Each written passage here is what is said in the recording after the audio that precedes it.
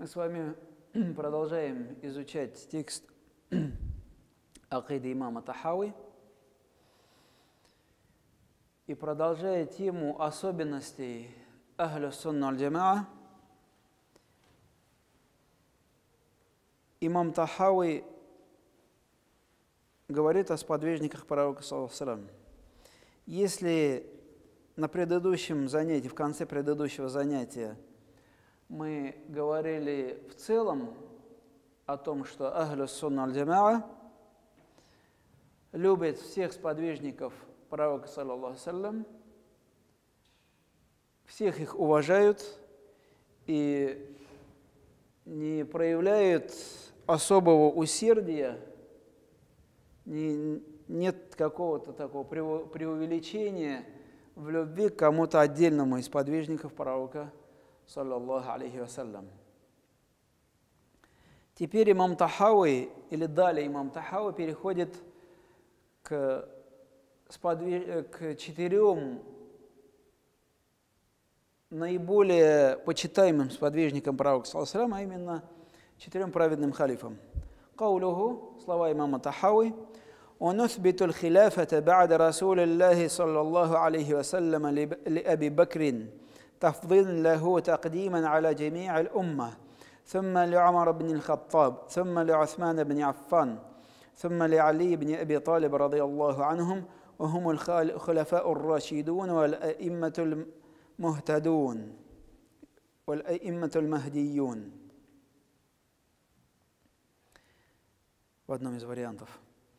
То есть, имам Тахави говорит: «Ванусбиту» — мы утверждаем.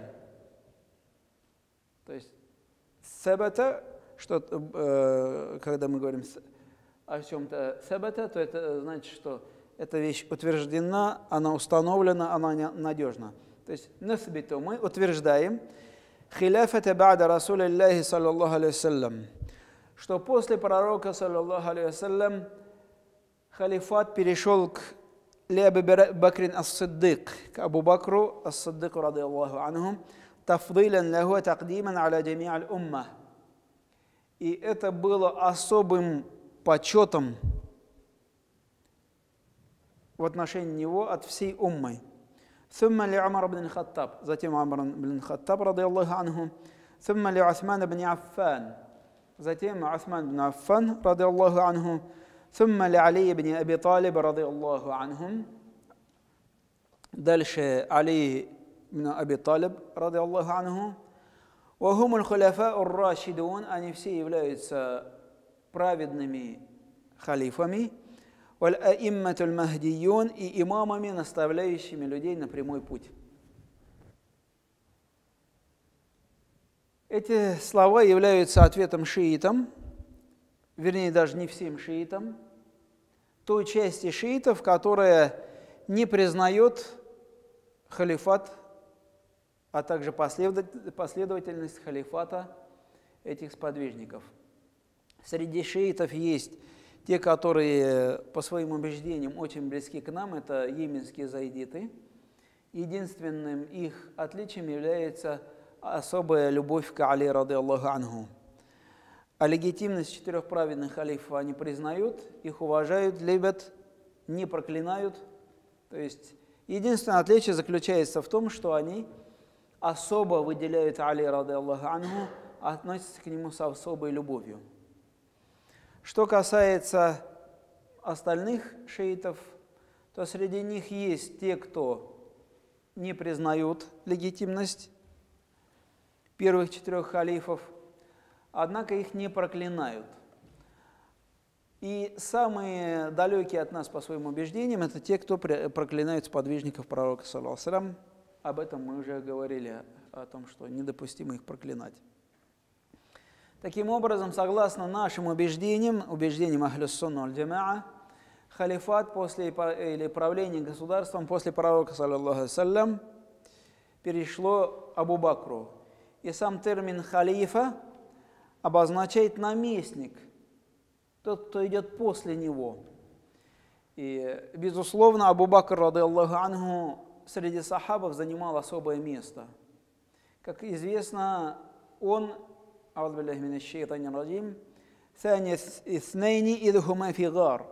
Он был вторым человеком вместе с пророком ﷺ в пещере.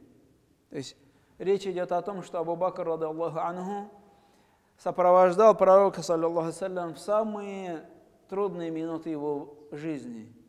И в частности, во время хиджры. Абу Бакр – первый из мужчин, который в него уверовал. Абу Бакр – это тот человек, который пожертвовал свое все имущество ради Аллаха Та'аля и вообще ради распространения ислама. И именно про Абу Бакра пророк в одном из своих хадисов сказал: если бы я избирал себе близкого друга, то обязательно выбрал бы Абу Бакра, однако ислам – это братство. И единственная дверь, которая осталась открытой в мечеть пророка, саллаллаху алейхи вассалям, когда он заболел, это была дверь Абу Бакра, ради Аллаху анху. Мечеть пророка, саллаллаху алейхи вассалям, была построена следующим образом. То есть это было здание, и вокруг этого здания были построены дома. Пророк, саллаллаху алейхи вассалям, его жен, некоторых сподвижников. И одна дверь дома выходила наружу, на улицу Медины, а другая открывалась внутрь мечети. И пророк, саллаллаху алейхи вассалям, перед своей смертью, когда он заболел, ближе к своей смерти, повелел всем сахабам вот эти внутренние двери, которые открывались в мечеть, их закрыть полностью. Исключение было сделано только для Абу Бакра, ради Аллаху анху. А кроме этого, много хадисов, в которых сподвижники, наиболее близкие сподвижники пророка ﷺ перечисляются именно в такой последовательности.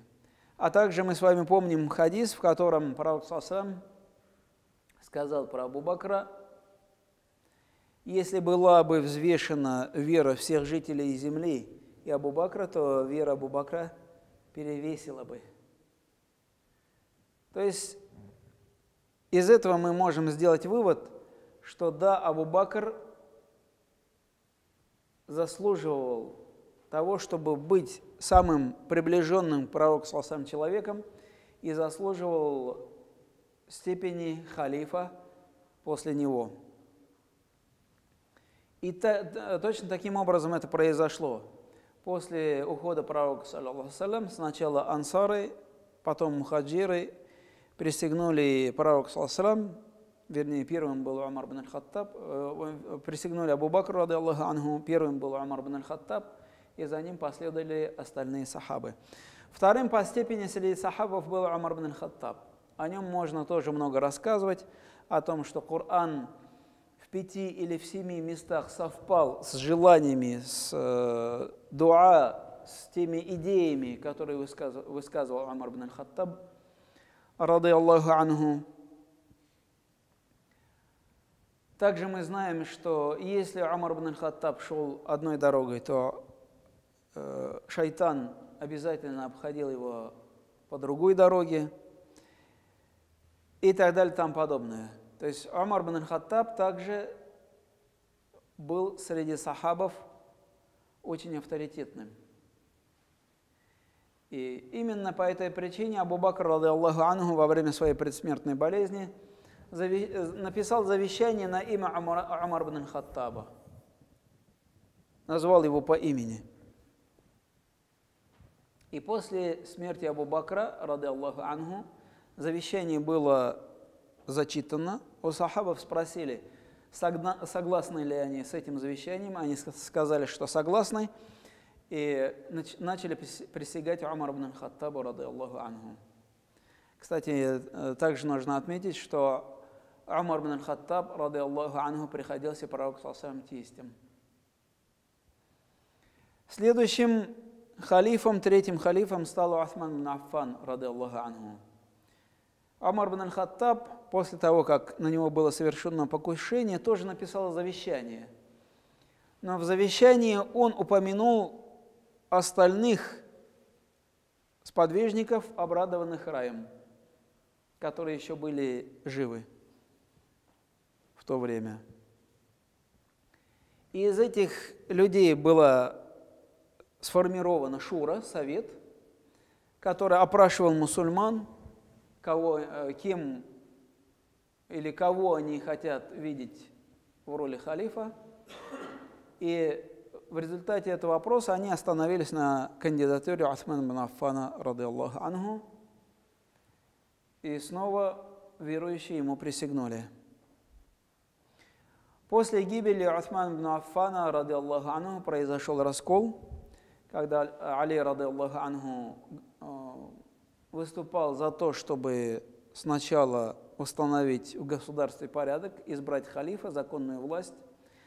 А Муавия, ради Аллаху анху, поскольку он был родственником Усмана бин Аффан, он выступал за то, чтобы сначала наказать убийц, а затем уже заниматься государственными делами. В итоге позднее Али, ради Аллаху анху, был избран в качестве халифа, но Муавия не признал его.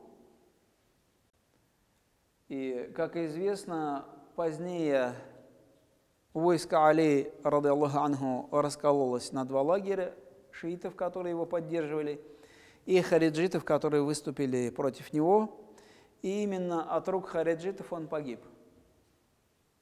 Дальше халифом был избран Муавия, ради Аллаху анху, и затем халифат стал передаваться по наследству от отца к сыну или между близкими родственниками. Но что касается первых 4 праведных халифов, то они все упоминаются в хадисах пророка саллаллаху алейхи ва саллям поименно.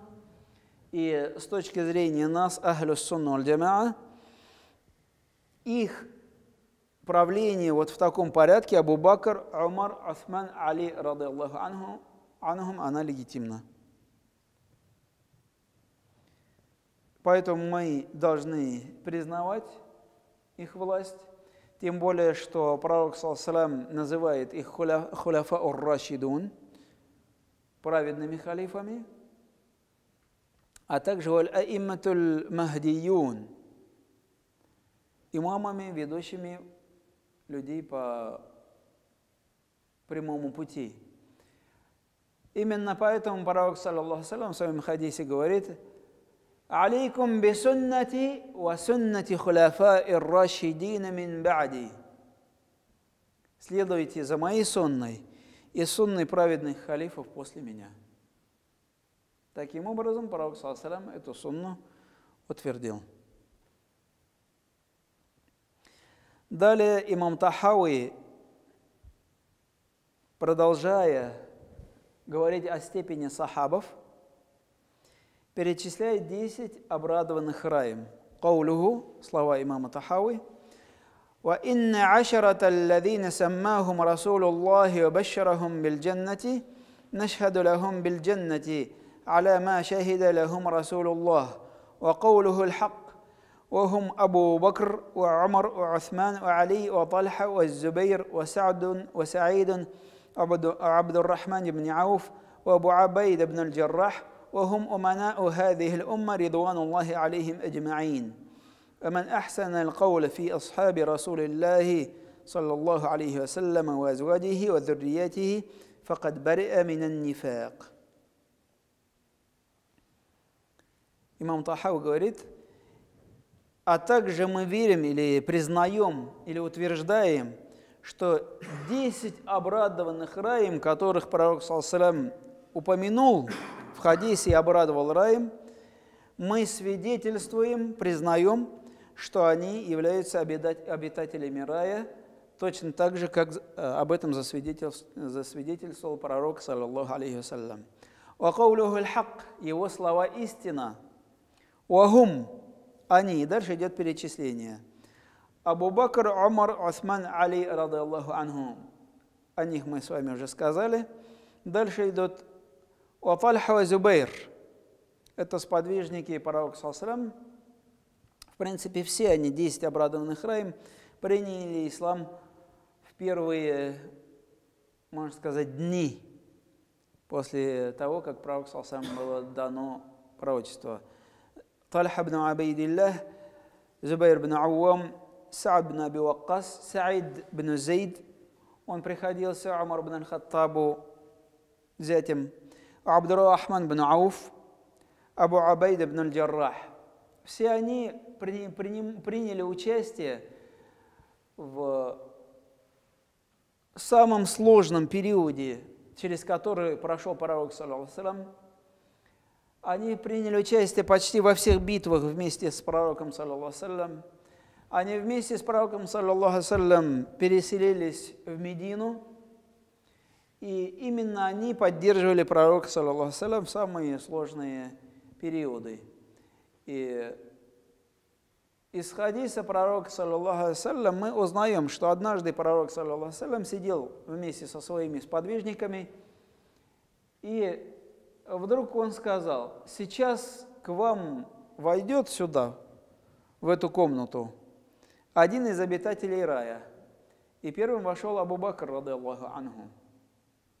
Дальше пророк, саллаллаху алейхи ва саллям, продолжил: сейчас к вам зайдет еще один из обитателей рая. И следующим зашел Умар бин Аль-Хаттаб, ради Аллаху анху. И так далее. В другом хадисе рассказывается, что пророк сам просто их перечислил. Абу Бакр фильджанна, Умар фильджанна, Усман фильджанна и так далее и тому подобное. То есть они упомянуты в отдельном хадисе.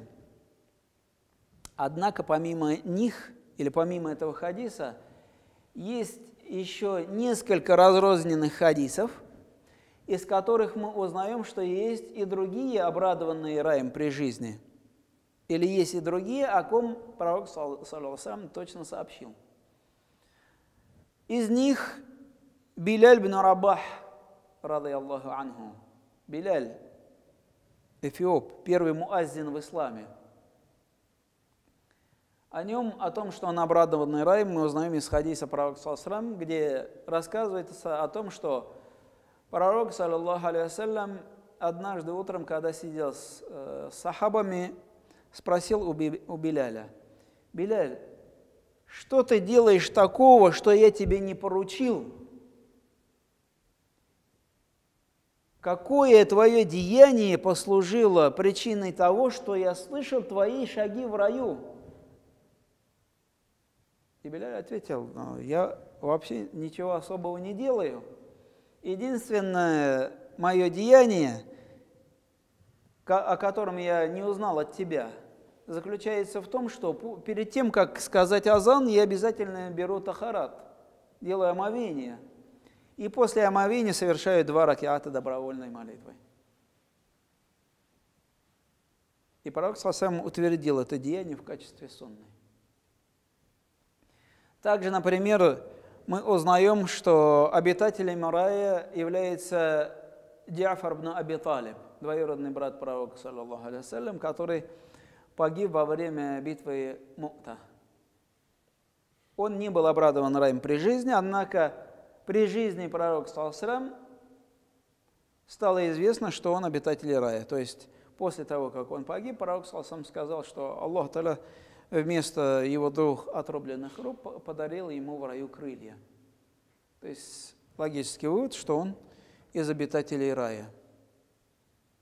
Также мы узнаем, что дочь пророка, саллаллаху алейхи ва саллям, Фатима, из обитателей рая, его жена Хадиджа, ради Аллаху анха, его внуки Хасан, Аль-Хасан и Аль-Хусейн, а также другие сахабы. И здесь в акиде, в исламском вероучении, есть следующее правило. Если в текстах четко и ясно сказано, что этот человек из обитателей рая, мы признаем, что он из обитателей рая. Если о ком-то в хадисах или в Коране сказано, что он из обитателей ада, мы признаем, что он из обитателей рая. Но всех остальных, кто не был упомянут в хадисе поименно, чье имя не было упомянуто в том или ином хадисе, мы не вправе говорить, что он обитатель рая или обитатель ада. Мы можем сказать: мы надеемся, что он обитатель рая. Но категорично высказываться ни о ком мы не имеем права. Они доверенные лица этой уммы, ридвануллахи алейхим аджмаин, да пусть Аллах Та'аля будет ими доволен. ومن أحسن القول في أصحاب رسول الله صلى الله عليه وسلم وأزواجه وذريته. И кто высказывается о сподвижниках пророка, его женах и его семье благими словами, فَقَدْ بَرِئَ مِنَ النِّفَاقِ, тот человек очистил себя, отрекся от лицемерия. То есть внутренне он может верить, что он не является лицемером. То есть это не говорит о том, что человек может ходить хвастаться. А я вот такой вот человек, я точно знаю, что я не лицемер. Аллаху алям, это известно только Аллаху Тааля. Но есть надежда. Если ты хорошо думаешь, хорошо отзываешься о сахабах, о сподвижниках пророка, есть надежда, что в тебе нет лицемерия. То есть это всего лишь один из признаков. Это не стопроцентная гарантия. Почему? Потому что даже Умар ибн аль-Хаттаб после ухода пророка, саллаллаху алейхи вассалям, приходил к одному из сподвижников, если не ошибаюсь, это был Абу Муса аль-Аш'ари, которому пророк, саллаллаху алейхи вассалям, перечислил имена всех лицемеров Медины. И даже Умар ибн аль-Хаттаб, приходя к нему, спрашивал, нету ли меня в этом списке. Поэтому это является всего лишь одним признаком, которым дает надежду, что мы не являемся лицемерами, иншаллах. И продолжая вот эту тему сподвижников и мусульман первых поколений, имам Тахауи дополняет сказанное фразой об ученых. «Каулуху وعلماء السلف من الصالحين والتابعين ومن بعدهم من أهل الخير والأثر وأهل الفقه والنظر لا يذكرون إلا بالجميل ومن ذكرهم بسوء فهو على غير السبيل». Имам Тахауи говорит, وعلماء السلف, ученые первых поколений, من الصالحين, из числа праведников, والتابعين, из числа табиинов, ومن بعدهم, а также те, кто пришли после ученых, этих ученых, من أهل الخير والأثر, те, кто придерживались благого, и те, кто следовали асар, то есть те, кто следовали за наследием, имеется в виду, конечно, пророк, саллаллаху у ахль фикхи, те, кто были знатоками фикха и других наук, он назар и размышления, то есть это муджтахиды, которые для нас с вами выводили разные хукмы ахкям, разные положения шариата. ля юдкаруна илля биль джамиль. О них следует упоминать только благими словами. ومن ذكرهم بسوء فهو على غير السبيل. А тот, кто упоминает их плохими словами, тот сбился с пути истинного. Здесь речь идет об авторитете ученых, богословов первых поколений, поскольку они, прилагая неимоверные усилия, они тратили свое время, они жертвовали собой, они тратили свое имущество, они тратили свои знания на пути Аллаху Тааля, и для нас с вами извлекали законоположения из текстов Корана и Сунны. И в итоге мы имеем на сегодняшний момент огромное наследие вот этих 4 имамов, основоположников масхабов. Это многотомные труды, в которых все проверено, все расписано. И кроме этого, следует отметить, что они намного ближе, чем мы, к пророку, саллаллаху алейхи ва саллям, по времени. То есть их отделяет всего одно поколение. И у них была возможность получить вот эти чистые, аутентичные, достоверные знания. Поэтому, естественно, мы должны помнить про их вклад, а также мы должны помнить, что они тоже, их можно назвать праведниками, аулия, поскольку каждый из них страдал. И имам Абу Ханифа, его в тюрьму посадили, и имам Малик, и имам Шафи'и, и имам Ахмад. Именно поэтому мы должны о них отзываться только благими словами, а если кто-либо этого не делает, порицает их, критикует. Есть такие, кто говорит, да, вот имам Абу Ханифа ошибался, этот ошибался, этот ошибался, этот ошибался. Какая тебе разница? Ошибаться мог любой. Но кто тебе дал право искать их ошибки? Кто ты такой? Тебя от них отделяет 1300 с лишним лет. Поэтому ты не имеешь права проверять, искать их ошибки. Их ошибки имеет право проверять только тот, кто был их современником. Их ошибки имеет право искать только тот, кто так же, как и они, встречался с сахабами, встречался с табиинами и получил чистые знания. Только они могут критиковать. И то они не критиковали, они очень